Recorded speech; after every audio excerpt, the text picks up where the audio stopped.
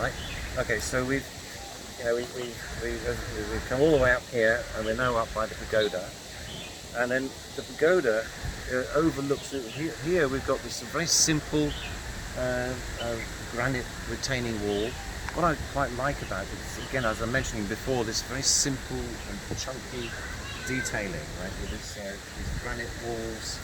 So now the seats are now made out of plastic, the plastic wood. They're very simple, simple structures with concrete uprights, and then there's a steel frame that's bolted onto. So in the tree pits, good 3 meters by 3 meters for the tree pits. I think the trees are like 7.5 meter centers, I think, and the tree pit, maybe the tree pit is 2.5. I think that's probably better, more like 2.5 square. Even that, right? These trees are planted. In fact, if we look at a photograph here of I'll post these pictures so you can look at them better. But if you look, this is a view looking up from the pond down here behind me, and you can see these trees just planted, right? This picture's taken in 1989. You can see those trees just planted there. There's a little standards, barely taller than me. And look at them now.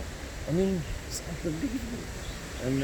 And these are now bursting out of these tree pits. I thought we were being generous giving them tree pits 2.5 meters square, but it turns out, that even after 30 years, and they're full. From here, you can see we're looking down over here. We can see this. We can see of course, all artificial, an artificial stream running down. And there's a waterfall. You see, there's an octagonal pond there, and then water is flowing over that, and then down a sort of little riverine, down to a pond at the bottom that we'll see in a minute. So completely different feeling from being up right at the top. This view here is actually the view taken from the top. Excuse me. Taken from the top of the pagoda, right? Standing at the top, looking down onto this area. So if you look over my shoulder, you can see that octagonal pond there, which is where the water collects before it goes over the waterfall, and that's what it looked like. That's what it looked like from the top of the pagoda in 1989. You can see that the shrub planting is just. Sorry, the picture is in a shocking state, because it got eaten by mice and got, caught in a flood and goodness knows what, So you can see that octagonal pond right there, and then the stone river going down into the lake at the bottom. Now, now the trees have grown up. All the tree crowns have grown up. You can't even see the lake. But again, that's so interesting.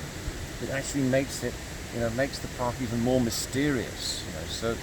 I think there's a great argument for making the park as mysterious as possible and not explaining everything. This makes it much more romantic and interesting. And then here you can see another group of existing trees where the layout was carefully designed in order not to disturb the ground around those existing trees. And in fact, there's a little kind of a memorial in there as well, which we had to retain. So we just didn't touch that. We'll have a look at that in a minute. Now you can't even tell which were the existing trees and which are the new trees, right? 30 years later, the new ones have grown up, as tall as the existing, as tall as the trees that have already planted there. You can't even tell.